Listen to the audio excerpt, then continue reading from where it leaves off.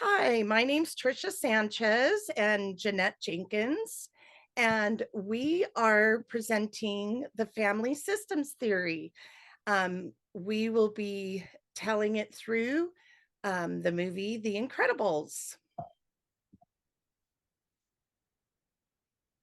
The family systems theory is a theory of human behavior that defines the family unit as a complex social system in which members interact to influence each other's behavior. The assumptions are the first one is that whole is greater than the sum of its parts. An example of baking a cake would explain this assumption. It's the idea that the ingredients that go into the cake are good and stand alone on their own. But when you combine them together, it makes something much better than they could ever be by themselves. Our second one is the individual and family behavior must be understood in context. An example of this is a teacher finds out that a child is struggling at school because there is a problem with the family. We have an example of this. I appreciate you coming down here, Mrs. Parr. What's this about? Has Dash done something wrong? He's a disruptive influence, and he openly mocks me in front of the class. He says. Look, I know it's you! He puts thumbtacks on my stool! You saw him do this? Well, not really. No, actually not. Oh, then how do you know it was him? I hit a camera. Yeah, and this time I've got him.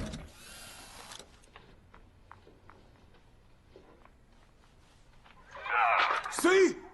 You see? Oh, you don't see it? He moves! Right there! Wait! Right there! Right as I'm sitting down! I don't know how he does it. But there's no tack on my stool before he moves, and after he moves, there's a tack. Coincidence? I think not! As you can see from this example, the teacher is right. Dash is misbehaving or acting out because of family issues. Of course, they couldn't catch him doing it. Another assumption is a family is a goal-seeking system. Goals drive decision-making within the families. Some families are goal-oriented and others are more relaxed about their goals. And your goals may change as the family grows and ages. You're going to have different goals if you have a house full of toddlers or school kids compared to teenagers or young adults. A family is a self-reflexive and self-regulating system, continually influenced by feedback. Positive and negative feedback monitor the changes in the family's functioning. An example of this is a couple that have grown apart. If one of the spouses goes to the other one in a positive way, it can encourage change positively, as opposed to being negative might make them grow further apart. Family systems are defined by their communication. Individual members act and react based on meanings that send and receive. We send and receive messages verbally, by what we say, but also non-verbally. It can be the tone, our vocabulary, and our body language also. It's also the context and your shared history impact the message received. The locus of pathology is not within the person, but a system dysfunction. Now, the locus of pathology means the location of the problem. So problems within the family are not individuals, but the system is dysfunctional. And then in this case, the system being the family. So I will talk a little bit about the primary terms and concepts. The family is a social system organized around smaller subsystems, and the subsystems being the spousal, the parental, and the sibling. And these systems are so important in the functioning of the family. And there are different family roles that are assigned within these subsystems. We have Mr. Incredible, who is our mover, and he wants to be out doing superhero things. And we have Mrs. Incredible, who is the opposer. She understands that there are certain roles that need to be played to keep their cover. because they're trying, it's not acceptable anymore to be super in their current culture. And so they're trying to stay under the radar and be incognito. We have Dash, who is the follower. He, like his dad, he wants to be like his dad. He wants to be super, and he wants to show off his great talents. And then you have Violet, who is the bystander. She's quiet, and she doesn't really align with either the mover or the opposer. And we just have a quick clip to show you an example of this. Smaller bites, Dash. Yikes. Bob, could you help the carnivore cut his meat? Ow. Dash, you have something you want to tell your father about school? Well, we dissected a frog. Dash got sent to the office again. Good, good. No, Bob, that's bad. What? Dash got sent to the office again. What? What for? He Nothing. put a tack on the teacher's chair during class. Nobody saw me. You could barely see it on the tape. They caught you on tape and you still got away with it? Whoa. You must have been booking. How fast do you think you were Bob, going? we are not encouraging this. I'm not encouraging. I'm just asking how fast you were. Honey! Great. First the car, now I gotta pay to fix the tape. The car? What happened to the car? Here, I'm getting a new plate. So, how about you, Vi? How was school? Nothing to report. You've hardly touched your food. I'm not hungry for meatloaf. Well, it is leftover night. We have steak, pasta.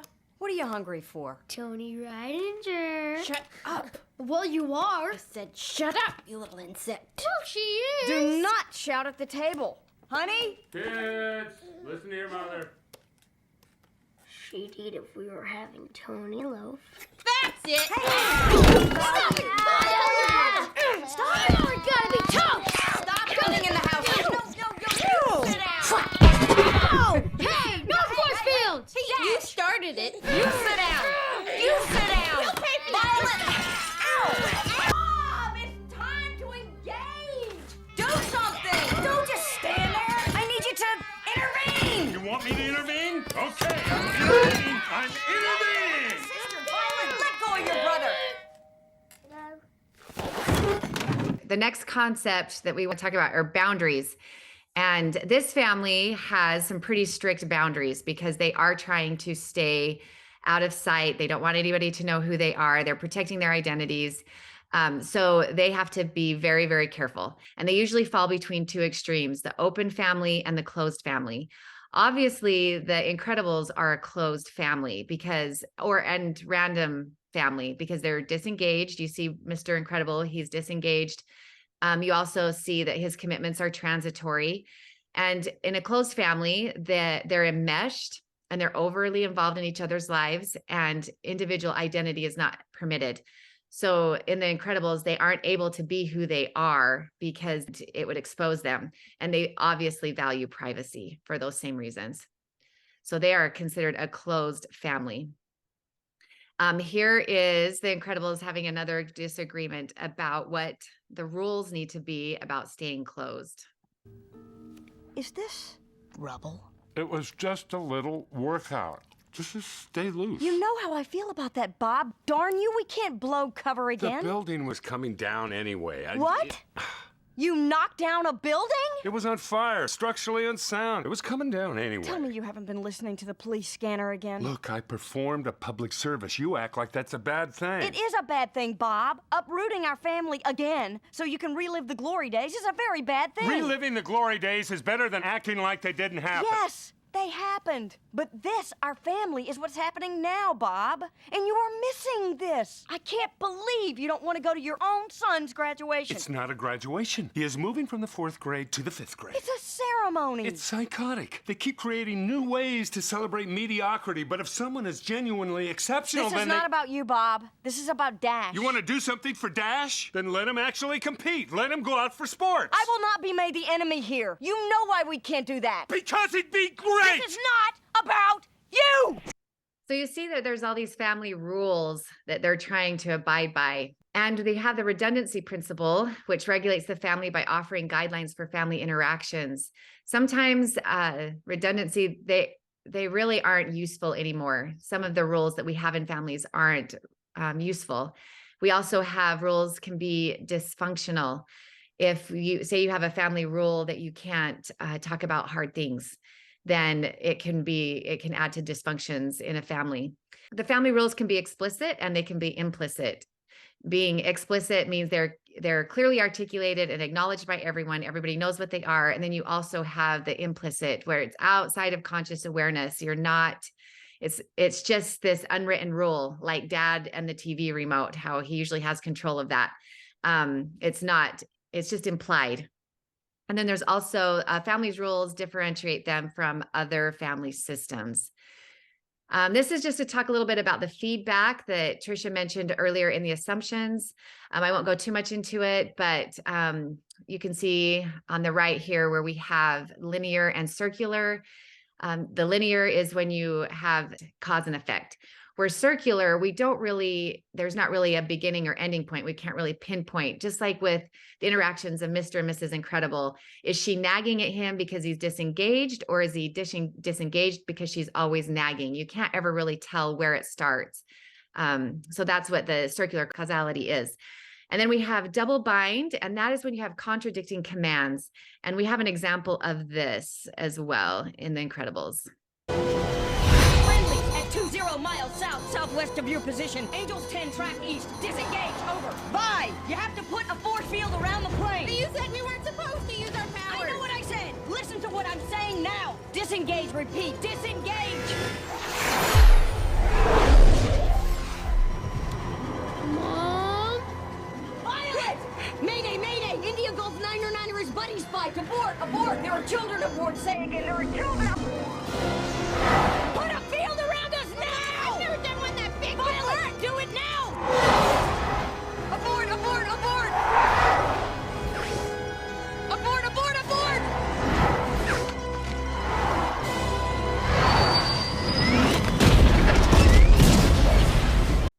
Okay, so you can see how that can be very confusing for Violet. She's been told she can't use her powers, and then all of a sudden she's supposed to use her powers. So she's put in a double bind. She's not really sure exactly what she's supposed to do. She feels like she's going to get in trouble either way.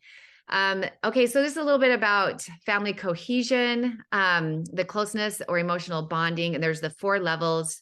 This is the circumplex model. You have the disengaged, separated, connected, and enmeshed. And then your 4 levels of flexibility: chaotic, flexible, structured, and rigid. And of course, a healthy family system would be in the pink area in the upper right corner, where you're flexible, but also connected. You're allowing people to be who they are. You appreciate their contribution to your family, and it just works better. You're flexible. Your boundaries aren't so rigid that you can't allow for change and things like that. And we'll watch a clip now where we see the Incredibles as they start to figure out how to be more cohesive and work together as a family and appreciate the contribution that each of them can make.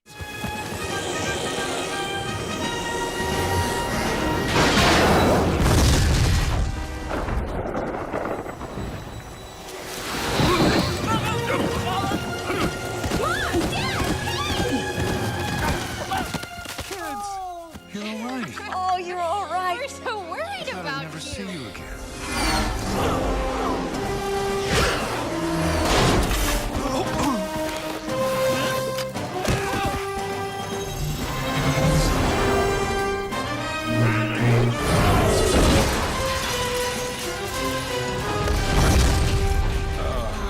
I love you.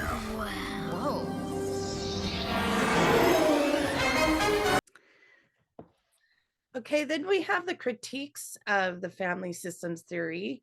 They are the belief that systems theory is more of a model, does not qualify for a true theory, and the concepts are too vague for testing.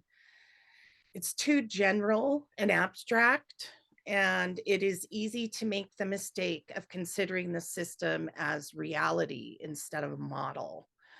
And to end our video, Dash said it best. That was the best vacation ever! I love our family. Thanks. We hope you enjoyed our video. Have a great week. Bye. Thank you.